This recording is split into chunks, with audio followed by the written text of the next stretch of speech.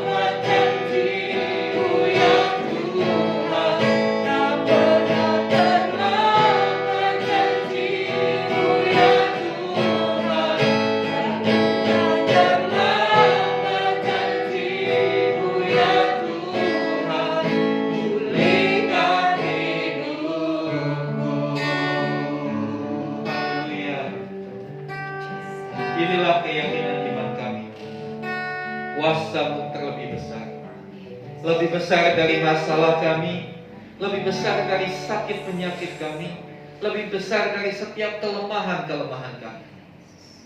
Kami bersyukur kami punya Allah yang besar. Dan Allah yang besar itu juga adalah Allah yang mempedulikan kami. Kami bersyukur Tuhan. Dan biarlah kami selalu sadar ketika kami menghadapi berbagai-bagai kesulitan, berbagai-bagai masalah di dunia ini, kami selalu memandang Allah yang lebih besar dari semuanya itu. Sehingga iman kami bangkit dan kami boleh menang menghadapi semua yang kami hadapi di dunia ini. Terima kasih Tuhan. Biarlah ujian ini boleh menguatkan kami, boleh membuat kami melihat betapa kuasa dan kasih-Mu nyata dalam hidup kami. Kami buka hati kami bagi firman-Mu. Mari berbicaralah Tuhan. Ajarlah kami untuk kami hidup berkenan kepada Tuhan. Terima kasih Tuhan. Di dalam nama Tuhan Yesus kami berdoa. Haleluya. Amin. Amin. Silakan duduk Bapak Ibu Saudara. Shalom. Iya. Senang sekali kita boleh kembali beribadah. Saya bersyukur Tuhan sudah memberikan kesehatan, kekuatan buat kita sehingga kita boleh kembali bersama-sama beribadah memuliakan Tuhan. Terima kasih untuk tim Presiden Worship yang sudah melayani kita dalam ujian penyembahan. Saudara yang dikasih Tuhan, minggu yang lalu kita sudah tahu curhatnya Tuhan. Bagi saudara yang lupa, masih bisa dilihat penyampaian firman Tuhan melalui YouTube di channel Gereja GBT Impactful Community.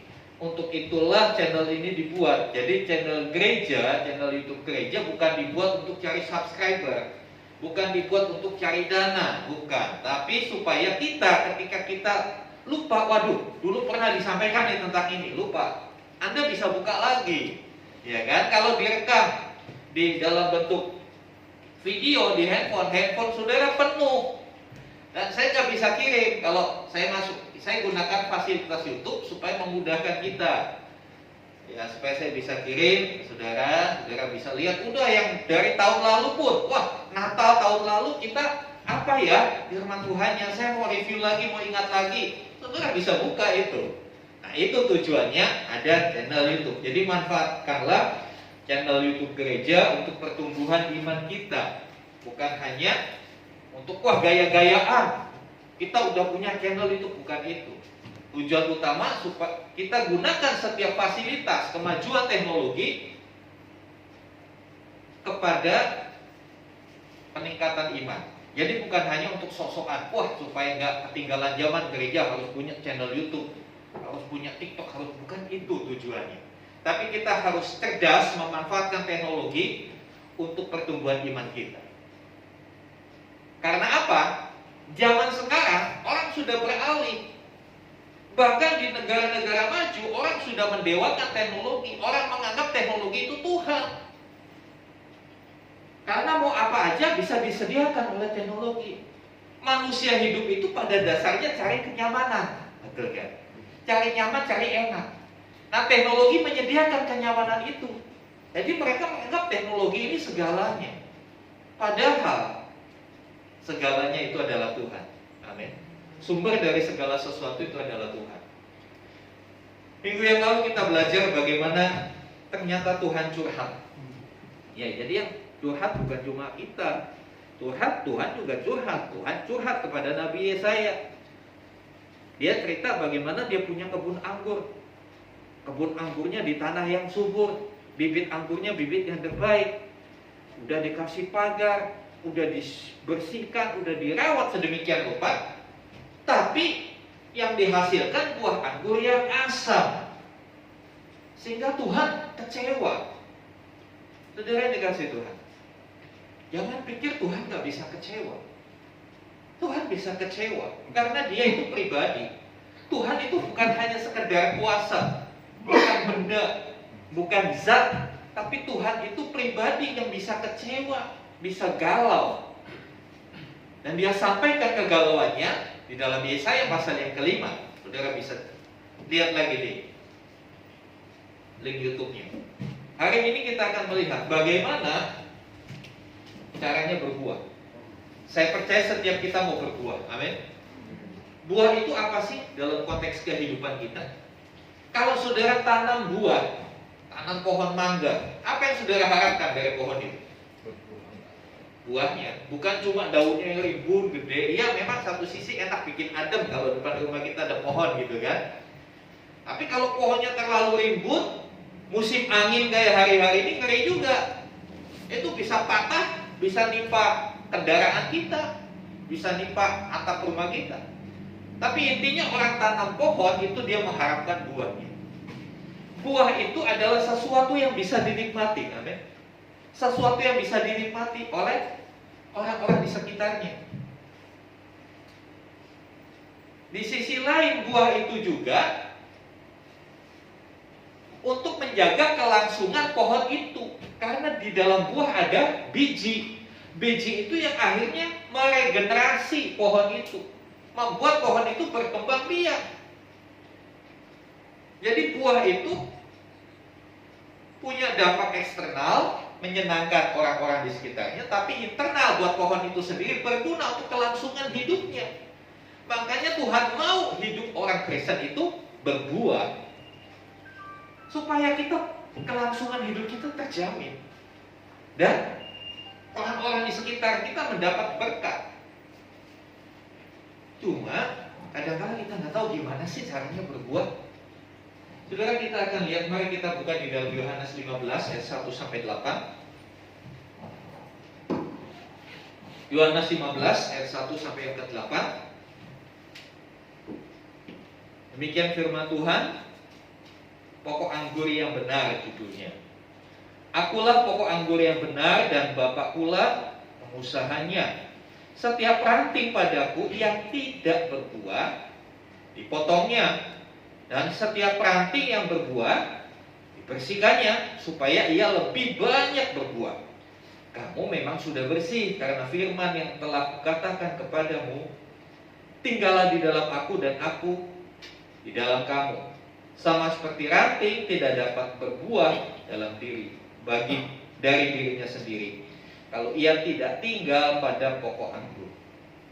Demikian juga kamu tidak berbuah jikalau kamu tidak tinggal di dalam aku. Akulah pokok anggur dan kamulah ranting-rantingnya. Barang siapa tinggal di dalam aku dan aku tinggal di dalam dia, ia berbuah banyak. Sebab di luar aku kamu tidak dapat berbuat apa-apa. Barang siapa tidak tinggal di dalam aku, ia dibuang keluar seperti ranting dan menjadi kering.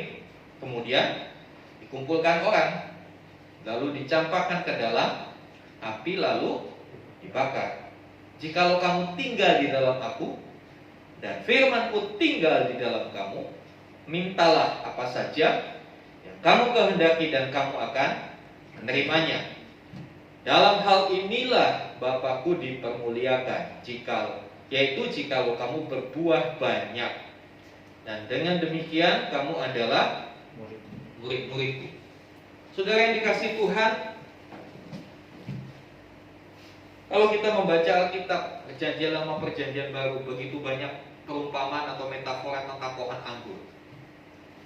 Kalau kita lihat minggu yang lalu, kebun anggur dari kekasihnya Nabi, yaitu kebun anggurnya Tuhan. Tuhan sudah merawat demikian rupa, tapi kebun itu tidak menghasilkan buah yang baik. Di sini kita belajar kebun anggur, tapi ada yang berbeda. Apa yang berbeda, saudara? Dalam perumpamaan pokok anggur, next slide.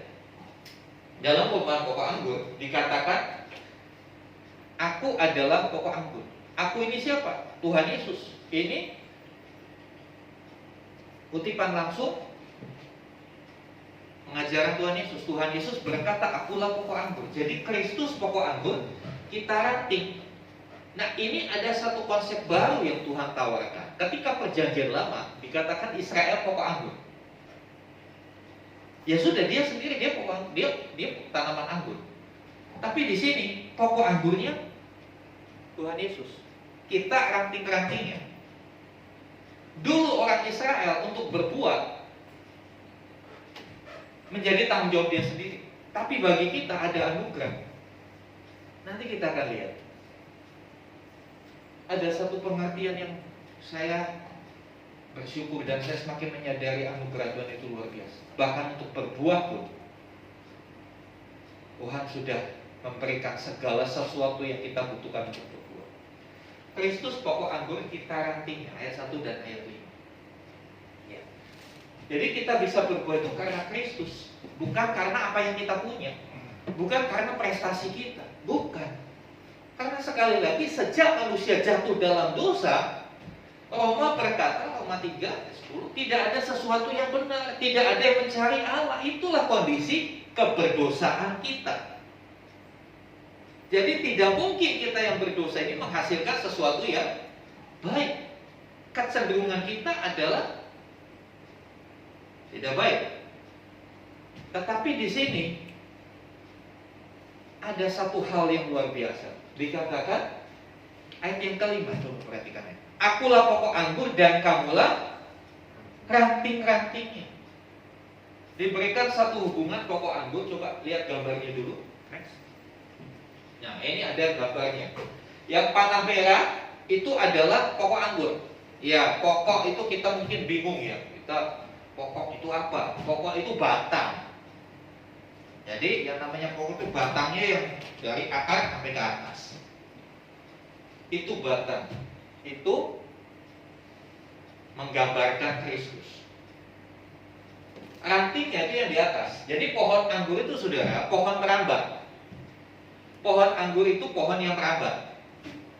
Pohon anggur itu kalau nggak dibikin rambatan, ya dia akan merambat di tanah, tapi nggak bisa berbuah. Nggak bisa berbuah. Itu unik di pohon ini. Pohon semak dikategorikan dalam dunia pertanian itu pohon anggur itu kategorinya pohon semak. Tapi pohon semak ini berbeda dengan pohon semak yang lain. Contoh pohon semak yang lain seperti semangka. Semangka merambat, tapi buahnya walaupun dia nempel di tanah dia bisa berbuah. Tapi kalau anggur nggak bisa. Dia harus naik ke atas. Makanya saudara perhatikan dari tanah ke atas itu kosong. Karena di atasnya itu dibikin rambatan supaya ranting-rantingnya merambat di situ. Kristus sudah diutus ke dunia menjadi pokok anggur.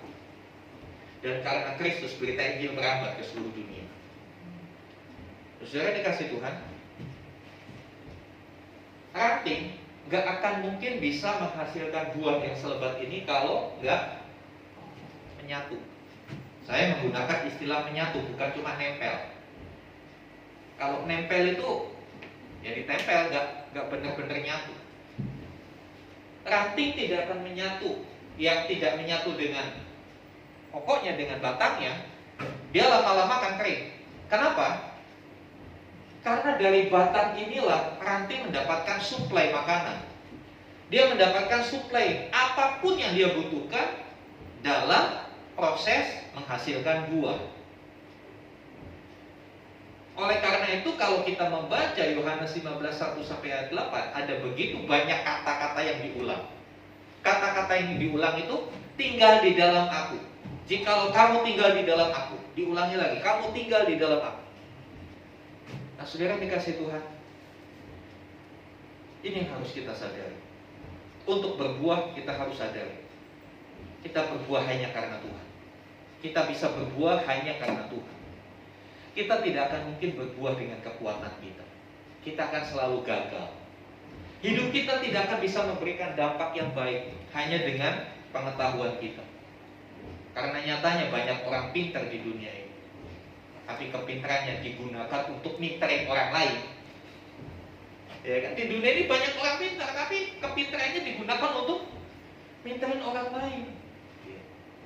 Dunia teknologi, wah kelihatannya ini hebat. Ternyata digunakan untuk menipu, minterin orang lain. Jadi bukan kepintaran yang membuat kita akhirnya berdampak buat lingkungan. Kita harus sadar, kita ini hanya ranting. Sekali lagi, sehebat apapun, setinggi apapun pencapaian kita, kita hanya ranting. Pokoknya itu Tuhan Yesus. Biarlah ini menjadi sesuatu yang benar-benar kita sadari dalam kehidupan ini. Dengan kita menyadari ini, maka kita akan selalu bergantung dengan Tuhan. Kita gak pernah berjalan dengan kekuatan sendiri. Karena ya ranting itu, kalau ranting itu udah lepas dari pokoknya, lama-lama dia kering, gak berguna.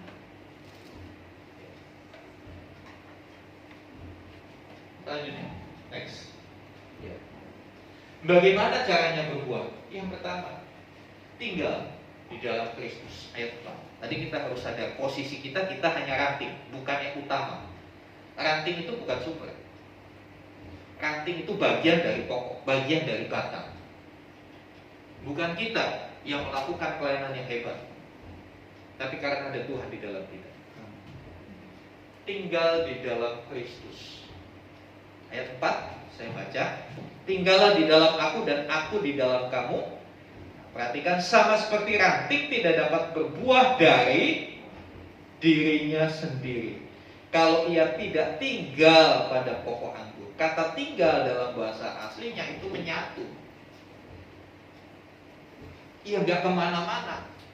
Dan itu sifatnya permanen. Tinggal di sini bukan permanen, bukan seperti kita tinggal di hotel. Saudara tinggal di hotel paling lama berapa lama? Seminggu, oke, seminggu. 2 minggu, udah mikir bayarnya. Betul. Hanya singgah sementara kalau di hotel. Tapi kalau yang namanya tinggal, ya menetap. Gak akan keluar-keluar lagi, udah di dalam.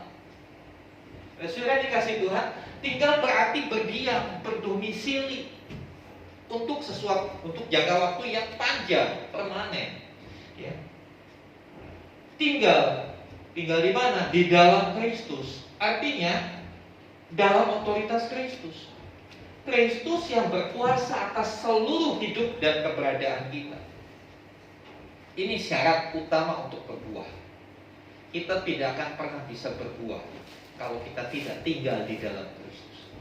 Sekali lagi, tinggal itu sifatnya permanen, menetap. Jadi kita di dalam Kristus ya harus menetap, harus permanen. Jangan keluar masuk. Tinggal di dalam Kristus, ya. Di dalam otoritas Kristus. Biarlah Kristus yang berkuasa atas seluruh kehidupan kita dan seluruh keberadaan kita di segala aspek hidup kita. Bukan hanya dalam hidup bergereja, dalam pelayanan, tinggal dalam Kristus. Dalam hidup dunia bisnis lain lagi enggak. Di bidang apapun dalam hidup kita, mari izinkan dan jadikan Kristus yang berkuasa. Tinggal di dalam Kristus bukan sekedar dekat, tetapi seperti ranting dengan batang, melekat, menyatu. Ya, dalam bahasa Jawanya manunggal. Ya, dulu zaman Presiden Soeharto bukan digaungkan, ya, abri manunggal dengan rakyat, ya, menyatu artinya. Dalam konteks kekristenan yang Tuhan kehendaki, kita sebagai orang percaya manunggal dengan Kristus, menyatu, sehingga ketika orang lihat kita seperti orang lihat Kristus. Jangan seperti kita di gereja dilihat seperti Kristus, di luar gereja kita dilihat sebagai iblis.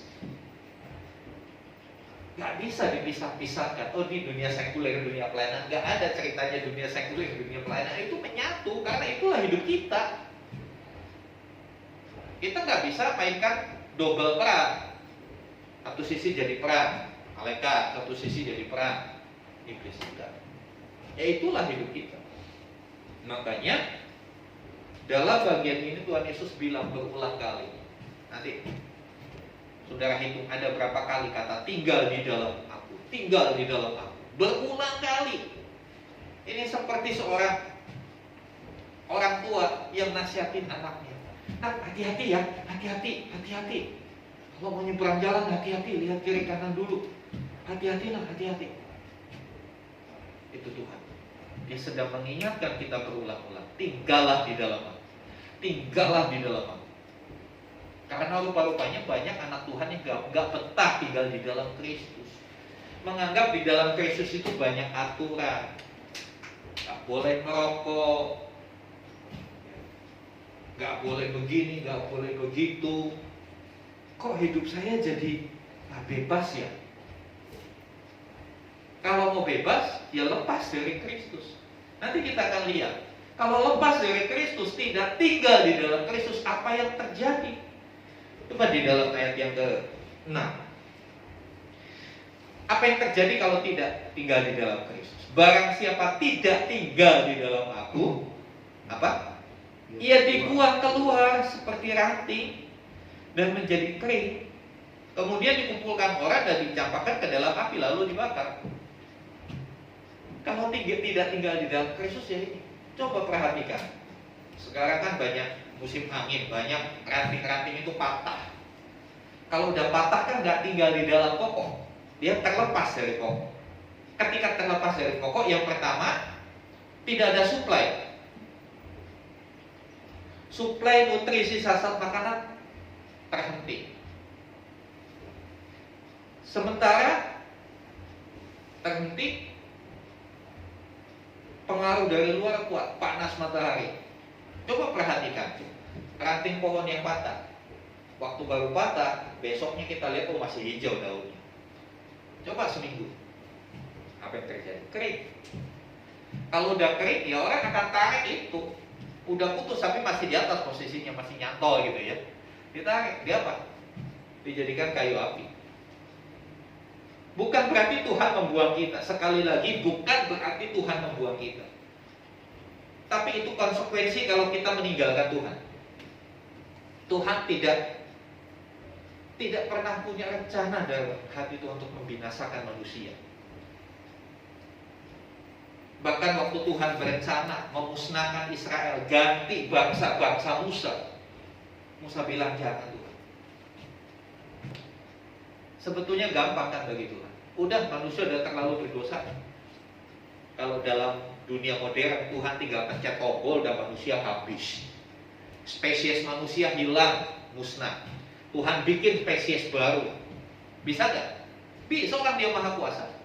Bikin spesies baru udah disetting, gak bisa berontak, gak bisa berdosa. Bisa gak? Bisa. Tapi Tuhan gak lakukan. Karena dia begitu mengasihi manusia. Justru dia mau repot-repot memulihkan manusia yang rusak itu. Makanya sekali lagi, pahami, tinggal di dalam Kristus dan alami tinggal di dalam Kristus. Yakinlah ketika kita tinggal di dalam Kristus, semua tersedia. Bukan hanya yang di dunia. Jasmani rohani Tuhan sediakan bagi kita. Tinggal di dalam Kristus bukan sekedar dekat, tapi tinggal di dalam Kristus itu benar-benar menyatu. Sebab itu dikatakan, aku di dalam kamu dan kamu di dalam aku. Ini kadang-kala bingung ya. Kata-kata Alkitab itu kadang-kala kalau kita nggak mendapat hikmat dari Tuhan membingungkan. Contoh, saya di dalam mobil. Bisa dipahami ya, saya di dalam mobil, berarti saya masuk dalam mobil. Tapi saya di dalam mobil dan mobil di dalam saya. Nah ini yang kedua yang bingung. Bagaimana mobil di dalam saya? Kalau saya di dalam mobil, iya ngerti. Karena mobil lebih gede dari saya masuk ke dalam mobil. Tapi bagaimana mobil di dalam saya? Kalau mobilnya mobil mainan, iya bisa mobil di dalam saya, dikantongi mobilnya. Pengertian di dalam Kristus itu bukan seperti kita di dalam mobil, mobil di dalam kita. Pengertian tinggal di dalam Kristus, aku di dalam Kristus, Kristus di dalam aku, itu artinya satu penyatuan. Blend, dimix, disatukan. Ya, tentu saudara pernah bikin jus ya. Mungkin saudara pernah mencampur beberapa buah jadi satu. Ya, mungkin jeruk sama alpukat atau apa dicampur, dimix gitu ya. Ketika sudah jadi bisa dipisahkan.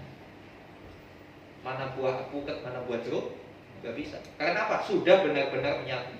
Itu sebetulnya Tuhan inginkan. Kamu di dalam aku di dalam kamu. Jadi benar-benar menyatunya seperti itu. Ketika kita menyatu dengan Tuhan, pasti apa yang kita katakan itu seperti yang Tuhan inginkan.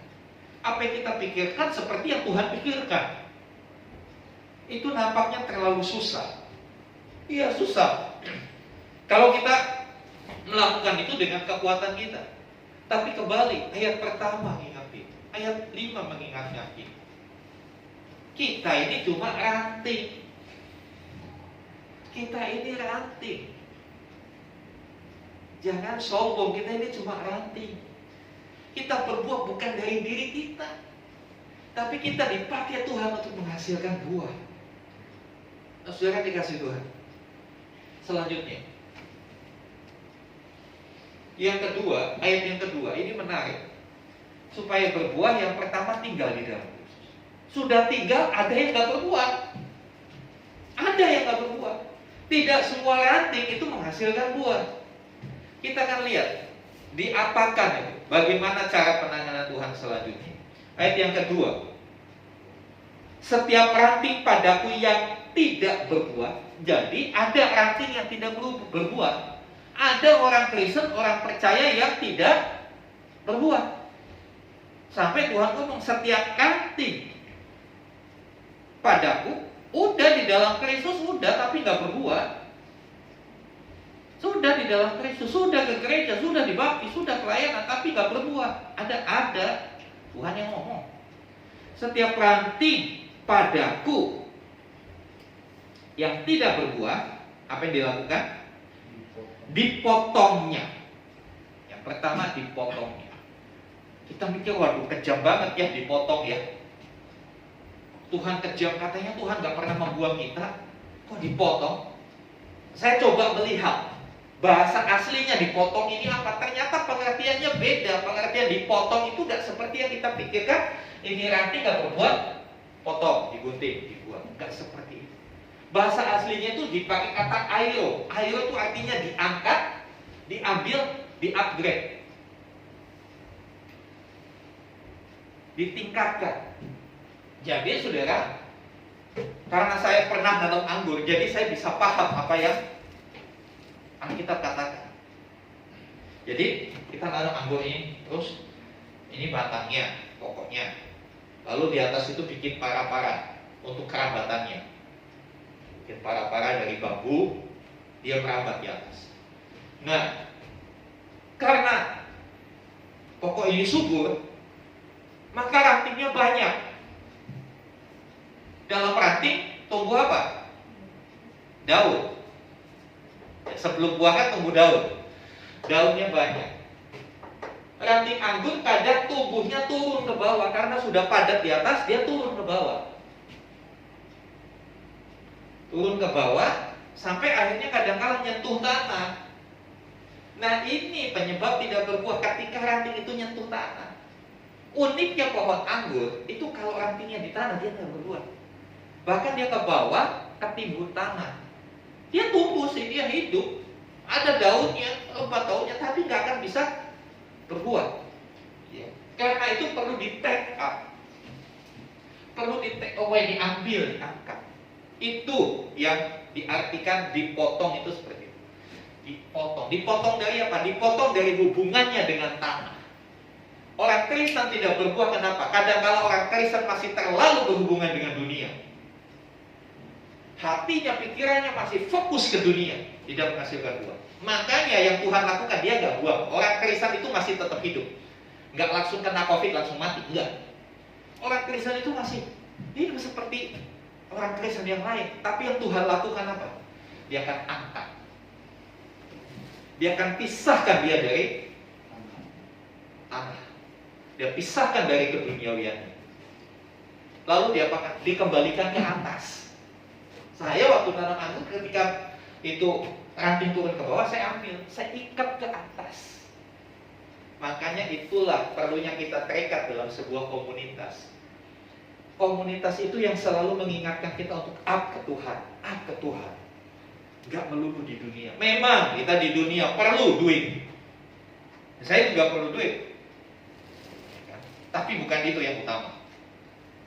Banyak kali orang menggantikan posisi Tuhan dengan posisi uang.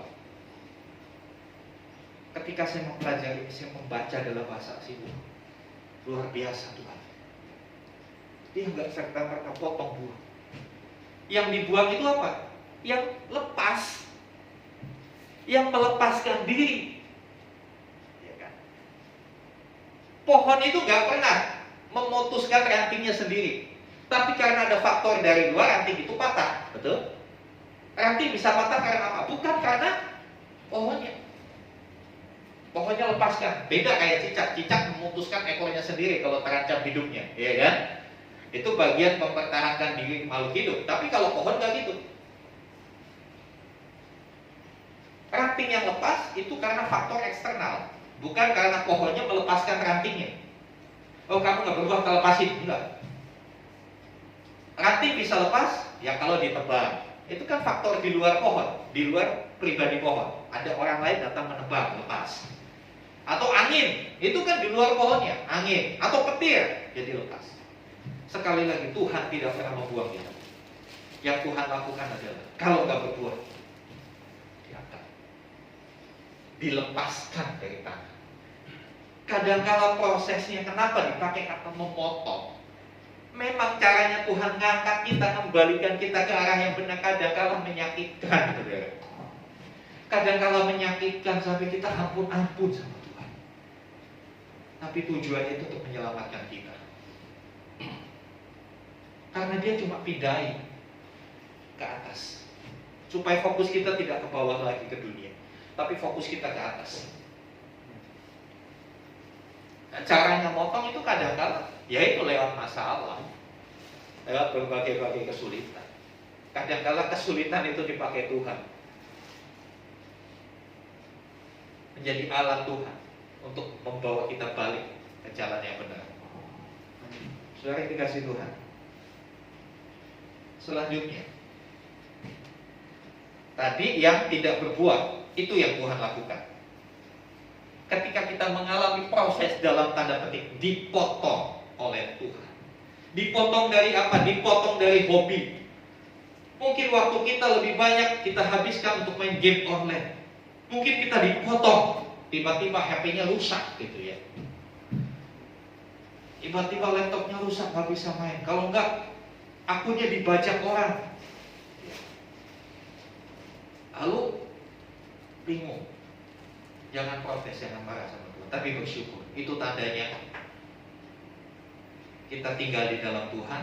Tuhan mengintervensi hidup kita. Sekali lagi tadi kita lihat, ketika kita tinggal di dalam Kristus, itu artinya Kristus berkuasa atas hidup kita. Jadi kalau kita salah, Kristus akan mengarahkan kita kepada yang benar. Tapi ada juga ranting itu sudah berbuah, tapi belum maksimal. Tuhan mau hidup kita maksimal. Maksimal itu bukan seperti si A, si B, si C, bukan. Maksimal sesuai dengan apa yang ada pada kita. Maksimal setiap talenta kita.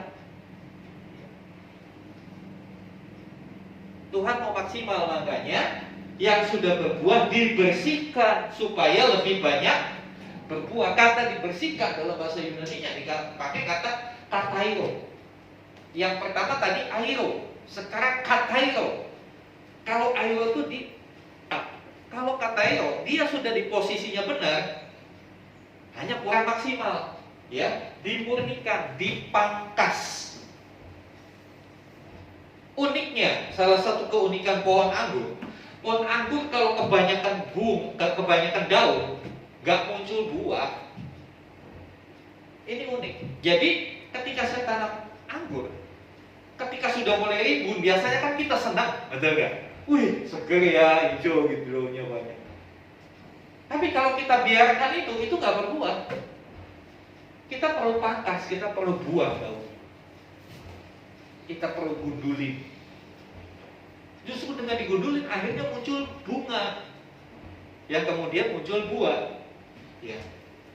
Dibersihkan dari apa? Dibersihkan dari hama. kehidupan kita kadang-kala begitu banyak hal, begitu banyak tawaran-tawaran. Dan hama yang paling sering kita hadapi itu dari diri kita sendiri, yang namanya kesombongan. Dibersihkan dari hama dan dari daun-daun yang terlalu lebat. Kok menarik? Kok daun-daunnya harus dibersihkan? Coba kita lihat di dalam Kejadian 3 ayat 7. Bicara apa daun itu? Kejadian 3 ayat 7 ini kisah setelah manusia jatuh dalam dosa. Ketika manusia melanggar perintah Tuhan, makan buah pengetahuan itu, akhirnya dia mendapati sadar dirinya telanjang. Lalu apa yang mereka lakukan? Ayat 8, ayat 7. Maka terbukalah mata mereka berdua dan mereka tahu, nih, karena makan buah pengetahuan, akhirnya mereka tahu, sebelumnya nggak tahu, bahwa apa? Mereka telanjang. Lalu mereka menyemak, mengambil daun pohon ara dan membuat sawah. Dia ambil daun menutupi. Tapi selanjutnya Tuhan datang. Ya, ayat yang ke-8, ketika manusia mendengar bunyi langkah Tuhan Allah yang berjalan-jalan dalam taman itu pada waktu hari sejuk, bersembunyilah manusia dan istrinya itu. Jadi sebelum manusia jatuh dalam dosa, ketika dia mendengar bunyi langkah Tuhan, dia datang mendekat sama Tuhan. Dia senang. Tapi ketika jatuh dalam dosa, ketakutan, mereka sembunyi. Dia sembunyi. Tapi Tuhan selalu, saya melihat polanya, Tuhan itu selalu mencari kita. Bukan manusia yang mencari Tuhan, tapi Tuhan yang lebih dulu mencari kita. Tuhan yang ngejar kita. Kita kadang-kadang lari, kita sembunyi dari Tuhan. Apalagi kalau punya salah, sembunyi. Banyak kali orang kalau punya salah kan sembunyi, saudara. Sembunyi itu tidak menyelesaikan. Tapi kalau kita belajar, tampil walaupun salah. Iya, saya salah. Saya akui, saya salah. Di situ pemulihan terjadi. Dan pastinya kalau sudah berani tampil mengakui, kita nggak akan balik melakukan hal yang sama. Tapi kalau sembunyi, nanti begitu nggak ada orang, dia lakukan lagi. Contoh pencuri. Pencuri itu kan berusaha untuk nggak ketahuan. Ada kamera CCTV, ditutup dulu kamera CCTV-nya. Ya kan? Tengok kiri, tengok kanan, ambil. Nanti begitu nggak ada orang, dia lakukan lagi hal yang sama. Itu akibat dosa seperti itu. Nah, selanjutnya kisah ini mengatakan terjadi percakapan. Allah tanya, kenapa? Siapa yang kasih tahu kamu belanja? Kenapa kamu sembunyi? Allah selalu berinisiatif mencari manusia. Setelah percakapan, mereka lempar-lemparan kesalahan, ya kan? Adam bilang, itu perempuan yang kamu taruh di sampingku, yang kasih aku. Lalu Hawanya dia, kenapa? Hawa bilang, itu ular yang goda. Ular mau nengok, mau lempar ke siapa lagi, udah gak ada. Jadi kadang-kala yang mohon maaf, iblis itu lebih gentleman dari kita. Kita suka lempar kesalahan sama orang, tapi iblis selalu ngaku, iya gue yang buyuk. Perhatikan selanjutnya ayat yang ke-20, ayat 21. Dan Tuhan Allah membuat pakaian dari kulit binatang untuk manusia itu, untuk istrinya, lalu mengenakannya kepada mereka. Saya tanya, tadinya manusia nutupi ketelanjangannya pakai apa? Pakai daun. Setelah ketemu Tuhan selesaikan, lalu apakah daunnya dipakai? Enggak, daunnya dilepas, diganti dengan kulit binatang. Ini bicara soal daun, itu bicara soal segala upaya manusia, segala hikmat manusia. Nah, itu semua nggak berguna. Itu semua harus diganti dengan yang dari Tuhan. Demikian kaitannya dengan Yohanes pasal 15.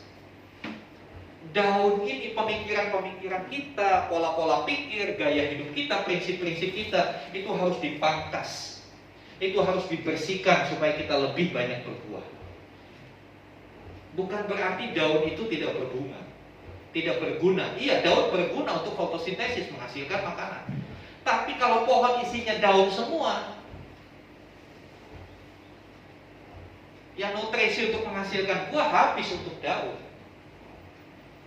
Kadangkala pemikiran kita, pengertian kita, pola pikir kita, gaya hidup kita itu sebarat daun yang menghalangi kita berbuah. Oleh karena itu perlu dibersihkan. Kebenaran firman Tuhanlah yang memampukan kita untuk berbuat banyak, bukan pemikiran kita. Kita pikir kita melakukan sesuatu itu baik, tapi belum tentu baik di hadapan Tuhan. Ketika kita berbuat baik, kita harus berbuat baik dengan caranya Tuhan. Betul? Buat yang masih sekolah, jangan berpikir kalau saudara kasih contekan sama temanmu itu baik. Memang baik, ya kamu akan benar-benar disenangi sama teman-teman kamu kalau kamu kasih contekan. Tapi apakah itu baik? Nggak baik. Itu akan membuat temanmu makin bodoh. Betul? Itu akan membuat temanmu makin bodoh. Kadangkala apa yang kita pikir baik itu belum tentu baik. Kadangkala apa yang kita pikir kita benar ternyata itu justru mencelakakan orang. Makanya segala sesuatu kita harus rela dibersihkan dengan firman Tuhan. Pikiran kita dipangkas dengan firman Tuhan. Termasuk di dalamnya kesombongan-kesombongan kita. Kadangkala kita lupa bahwa kita ini hanya ranting. Itu yang akhirnya membuat kita berlaku seolah-olah kita ini segalanya.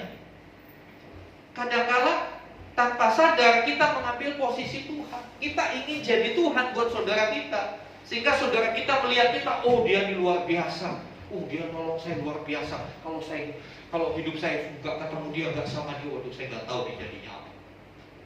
Itu tanpa sadar kita mengambil posisinya Tuhan. Padahal ingat kita cuma ranting. Kita bisa lakukan, kita bisa berbuat baik, kita bisa berbuah, kita bisa berdampak. Itu karena kita terima dari Tuhan. Ini yang harus dipangkas dari Tuhan. Ini yang harus dibersihkan. Terus menerus dibersihkan. Dan firman itu yang membersihkan. Ya. Ayat yang ketiga mengatakan, kamu memang sudah bersih karena firman yang telah kukatakan kepadamu. Firman itu membersihkan kita. Dan proses pembersihan itu terus menerus. Karena kadangkala pokok anggur itu ketika udah dipangkas daunnya, nggak berapa lama lagi muncul lagi, lebat lagi, ya dipangkas lagi. Kadangkala kita udah mematikan kesombongan kita. Saya udah memangkas kesombongan kita, tapi tanpa sadar muncul lagi. Ketika kita berhasil, kita muncul lagi nih kan, saya. Itu harus kembali dipangkas. Bagaimana pangkasnya? Hadapkan diri kita pada firman. Bukankah firman Tuhan itu seperti cermin yang bisa menunjukkan kesalahan kita di mana? Ketika dibersihkan, kita nangis, Tuhan, iya Tuhan, saya sombong, ampuni saya. Terus seperti daunnya dipangkas. Supaya apa? Supaya berbuahnya lebih banyak. Dengan kata lain, supaya kita mencapai yang namanya kemaksimalan dalam hidup. Maksimal dalam hidup itu tidak ditujukan deposito Anda bermiliar-miliar rupiah, bukan itu. Banyak orang yang depositonya bermiliar-miliar rupiah, tapi akhir hidupnya pakai rompi orange, jadi tahanan KPK. Hidup maksimal itu tidak ditujukan dengan angka rupiah, tapi hidup maksimal itu ditentukan dari bagaimana kita bisa membuat orang lain jadi lebih baik. Kalau perlu membuat orang lain lebih baik dari hidup kita. Bagaimana kita bisa bahagia ketika orang lain berhasil. Tapi bagaimana kita bisa turut berduka ketika orang lain ada di dalam penderitaan. Tapi kebanyakan manusia di dunia kan kebalik. Senang kalau lihat orang susah. Tapi kalau lihat orang lain senang, dia jadi susah. Nah ini yang harus dibersihkan, hal-hal seperti ini. Karena Tuhan mau hidup kita maksimal. Buahnya itu bukan cuma 1, 2. Coba tunjukin gambarnya lagi. Buahnya itu lebat. Ya. Buahnya itu lebat. Dan Tuhan mau buahnya itu bukan buah musiman. Anggur itu bukan buah musiman. Anggur itu bisa berbuah sepanjang tahun.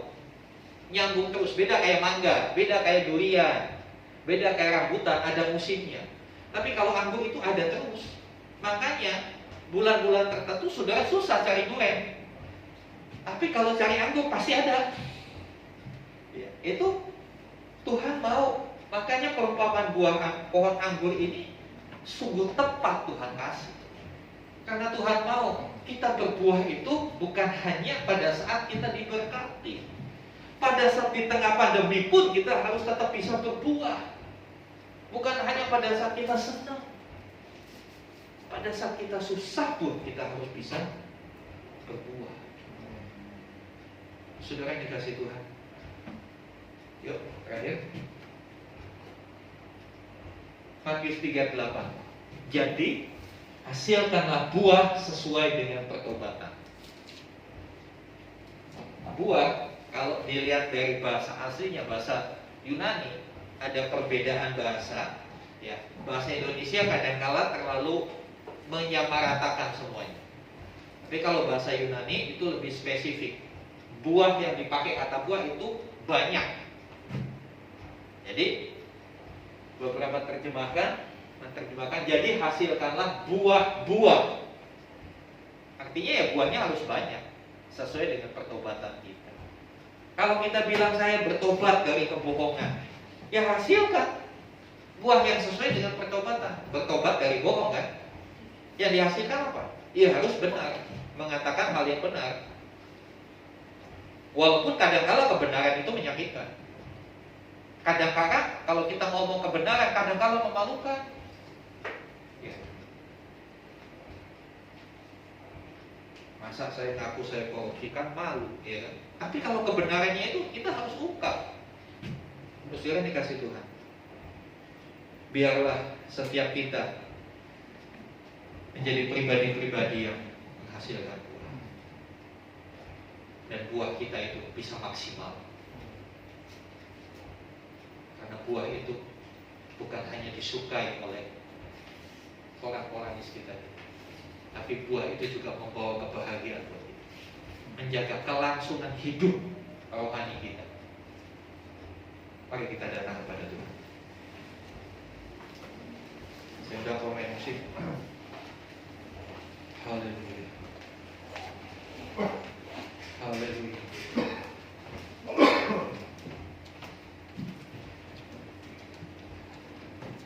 Kita naikkan pujian dari kuasa-Mu terlebih besar. Kuasanya yang menyanggupkan kita, memampukan kita untuk menghasilkan. Mari sama-sama kita bangkit berdiri.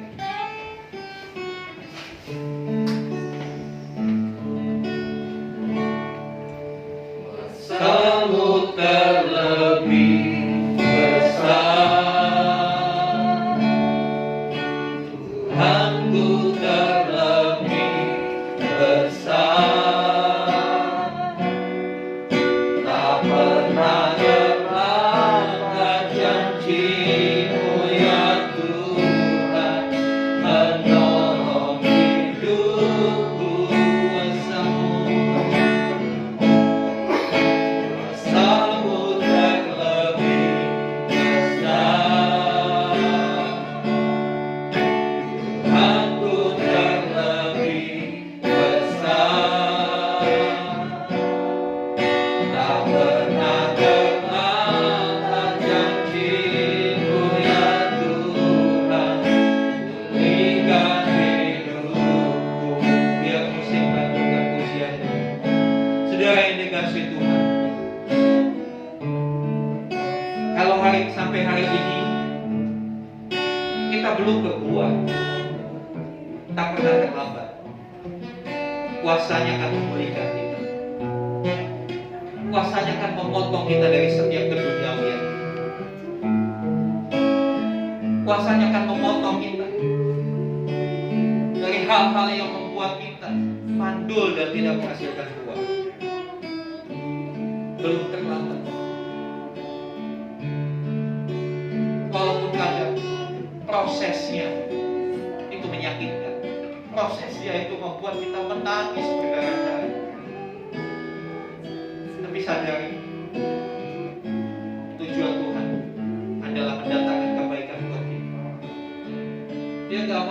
kita nggak menghasilkan apa-apa. Tuhan mau hidup kita menghasilkan buah yang bisa dinikmati oleh banyak orang. Saya tahu kita semua adalah orang-orang yang tinggal di dalam Dia.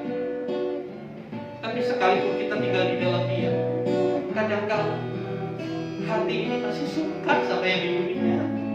Hati ini masih suka sama keduniawian. Izinkan Tuhan memotong itu dari hidup. Izinkan kuasa yang besar itu memulihkan hidup. Haleluya.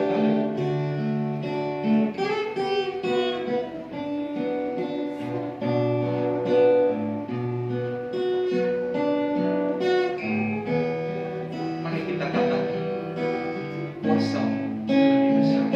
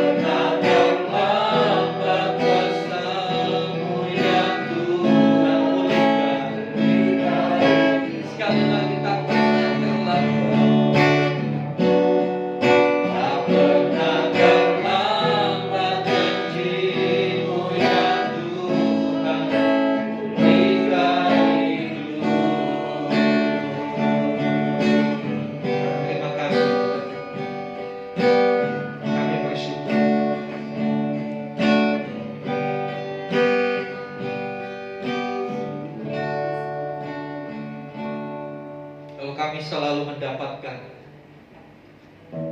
asupan makanan dari pokok anggur dari Tuhan Yesus. Semua kebutuhan kami tersedia dengan sempurna di dalam Kristus. Terima kasih. Sadari kami. Biarlah kami selalu ingat bahwa kami ini hanya ranting yang sangat tergantung dengan pokok anggur itu. Dan biarlah kami selalu tinggal di dalam kita, mengizinkan Tuhan yang mengambil alih otoritas hidup kami. Kami meletakkan semua keinginan, kehendak, cita-cita di dalam tangan Tuhan. Mari kontrol hidup kami sepenuhnya ya Tuhan. Mari potong setiap keterikatan-keterikatan kami dengan dunia. Potong semuanya itu Tuhan. Biar kami berbuah. Dan terus bersihkan kami dengan firman. Supaya kami lebih banyak lagi berbuah. Karena berbuah itu menyenangkan. Terima kasih Tuhan. Kami bersyukur buat kebenaran firman. Karena kami kembali disadarkan Tuhan tidak pernah membuang kami. Sekalipun kadang kami tidak berbuah, kadang-kala buah kami terlalu sedikit, tapi Tuhan gak pernah buang kami. Tuhan selalu dengan penuh kesabaran dan kasih mau menangani kami lagi, mau membentuk kami lagi. Ampuni kami kadang-kala ketika kami dibentuk kami terlalu banyak protes, kami marah, kami kecewa, kami mengeluh. Ampuni kami Tuhan. Dan biar dengan kebenaran ini kami semakin disadarkan ketika pembentukan itu terjadi dalam hidup kami. Kami tidak mengeluh, tapi kami bersyukur. Karena akhirnya itu akan menggembirakan. Akhirnya akan happy ending. Hidup kami akan maksimal dalam memberi buah. Terima kasih Tuhan. Terpuji nama. Di dalam nama Tuhan Yesus kami berdoa. Haleluya. Haleluya. Amin. Silakan tutup. Puji nama Tuhan, kita akan memberikan Untuk persembahan saudara, baik persembahan umum maupun persembahan persepuluhan yang saudara transfer, Tuhan memberkati sesuai dengan janji firman-Nya.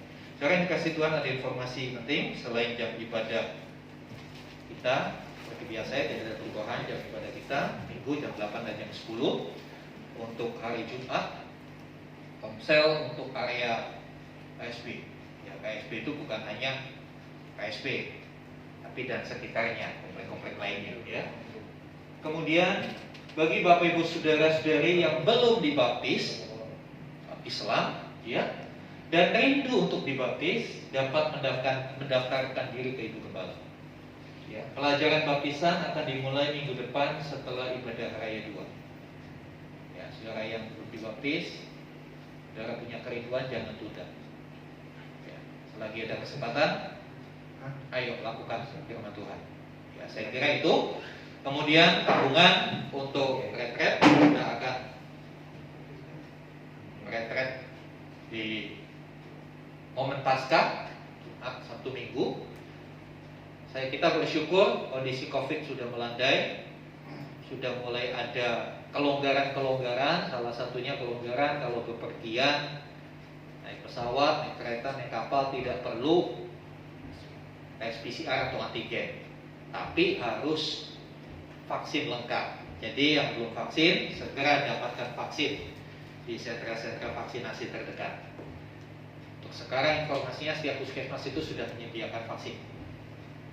Ya. Jadi dengan kondisi COVID seperti sekarang sangat memungkinkan untuk kita mengadakan rem.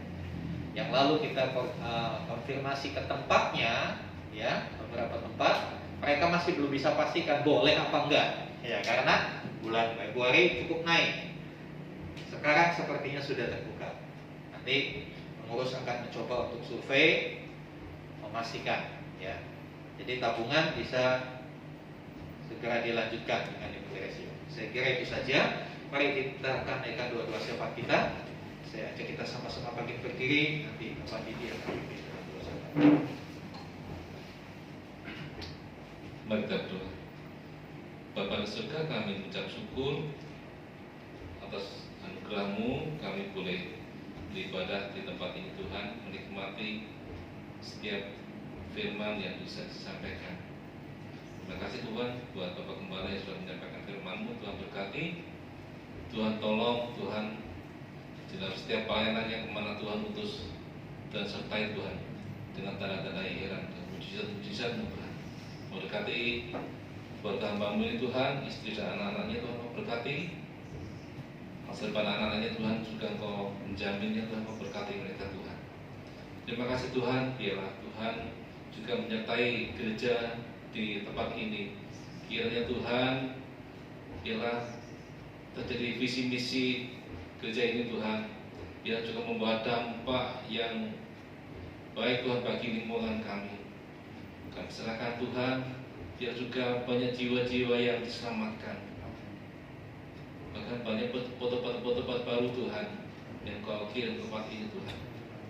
Dan kami mengucap syukur dengan komsel-komsel yang ada Tuhan, itu juga menjangkau jiwa-jiwa Tuhan, sehingga mereka bergerak Tuhan untuk memenangkan jiwa Tuhan. Terima kasih Tuhan, dan Kau memberkati kami supaya setiap anggota jemaat ini Tuhan juga berdampak Tuhan. Mereka boleh bercerita pada orang-orang Tuhan betapa baiknya Engkau Tuhan. Terima kasih Tuhan Yesus, terima kasih Tuhan. Dan kami rindu Tuhan untuk memiliki sebidang tanah Tuhan. Kiranya Tuhan memberkati sehingga kami boleh memberikan bangunan, bahkan kami boleh beribadah di tempatnya Tuhan, sehingga pelayanan di tempat ini lebih efektif lagi Tuhan. Dan serahkan dalam kuasa-Mu Tuhan. Tuhan kami berdoa untuk pemilik ruko tempat ini, Tuhan Kau berkati, Kau tolong Tuhan usahanya Tuhan. Kau tolong juga Tuhan supaya ibu ini Tuhan boleh mengenal Tuhan. Terima kasih Tuhan Yesus, kami juga menyerahkan Tuhan lingkungan, bahkan kota kami, terutama Ibu Cikarang dan sekitarnya Tuhan, berkati Kabupaten Bekasi Tuhan, berkati Tuhan, berkati bupatinya Tuhan, Kau berkati Tuhan. Kami mengucap syukur karena kami boleh beribadah dengan bebas di tempat ini Tuhan. Biarlah Tuhan Kamu menyertai Tuhan. Biarlah kota Cikarang dan Taman sekitarnya Tuhan menjadi milik-Mu Tuhan. Kemuliaan meliputi kota ini Tuhan. Terima kasih Tuhan Yesus, terima kasih. Berdoa Tuhan buat bangsa dan negara kami, berkati para pemimpin bangsa kami Tuhan, terutama Bapak Presiden Jokowi, Wakil Presiden Pak Amin Tuhan, para menteri-menterinya Tuhan. Kau berkati mereka, biarlah apa yang menjadi setiap keputusannya adalah seturut dengan kehendak Tuhan. Terima kasih Tuhan, kami serahkan semua Tuhan, TNI Polri yang menjaga kedamaian, menjaga persatuan bangsa kami Tuhan, keamanan. Tuhan juga berkati Tuhan. Terima kasih Tuhan, kami serahkan ke dalam tangan kuasa-Mu Tuhan. Ucap syukur buat kondisi COVID yang sudah melandai Tuhan. Biarlah Tuhan, biarlah kami semakin melakukan kegiatan kami, bahkan ekonomi juga akan semakin pulih. Kami serahkan dalam kuasa-Mu Tuhan, Kau berkati. Terima kasih Tuhan, juga kondisi keadaan dunia Tuhan. Kami mengucap syukur. Rusia Ukraina Tuhan juga sudah mulai mengadakan kejahatan senjata. Tuhan berkati Tuhan. Tolong kami semuanya Tuhan. Kami rindu Tuhan. Kalaupun itu terjadi Tuhan, semua adalah kehendak Tuhan. Dan Tuhan tetap melindungi orang-orang yang percaya dan berharap pada Tuhan. Terima kasih Tuhan, kami tidak akan Engkau tinggalkan. Karena kami Tuhan berlindung kepada Engkau. Terima kasih Tuhan, inilah jadi doa kami Tuhan, kami serahkan semua ke dalam tangan-Mu. Dalam nama Tuhan Yesus kami berdoa dan bersyukur. Haleluya. Mari Bapak Ibu, buka hatimu, angkat tanganmu. Nah sekarang terimalah rahmat anugerah dari Bapa kita di surga, di dalam kasih karya Kristus Yesus, melalui persekutuan pengurapan Roh Kudus. Terimalah berkat-berkat jasmani, terlebih lagi berkat rohani, dan jadilah berkat dimanapun Tuhan menempatkan kita. Karena itu pergilah, jadikanlah semua bangsa murid, baptislah mereka dalam nama Bapa dan Anak dan Roh Kudus, dan ajarlah mereka melakukan segala sesuatu yang telah kuperintahkan kepadamu. Dan ketahuilah, aku menyertai kamu senantiasa sampai kepada akhir zaman. Demikianlah Tuhan Yesus akan datang kali yang kedua, menjemput kita, membawa kita masuk dalam kebahagiaan kekal, supaya di mana Tuhan Yesus berada, di situ kita berada.